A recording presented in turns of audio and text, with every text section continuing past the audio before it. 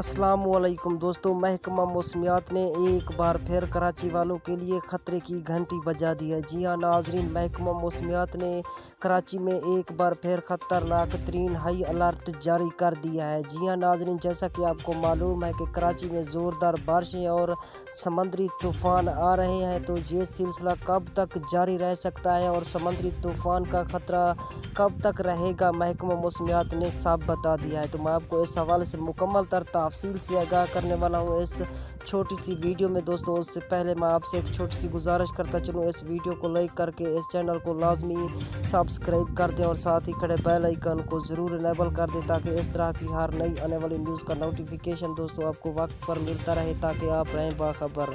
तो दोस्तों मैं आपको बताता चलूँ, महकमा मौसमियात ने कराची में एक बार फिर ख़तरे की घंटी बजा दी है। तो दोस्तों जैसा कि आपको मालूम है कि पिछले 2-4 दिनों से कराची में ज़ोरदार बारिशें हो रही हैं, तो वहीं पर महकमा मौसमियात ने कहा है कि एक बार फिर समंदरी तूफ़ान आएगा। जी हाँ नाज़रीन, ये समंदरी तूफ़ान कब तक जारी रहेगा? महकमा मौसमियात का कहना है कि ये समंदरी तूफ़ान 5 अक्टूबर तक जारी रहेगा। इसका ख़तरा 5 अक्टूबर तक रह सकता है।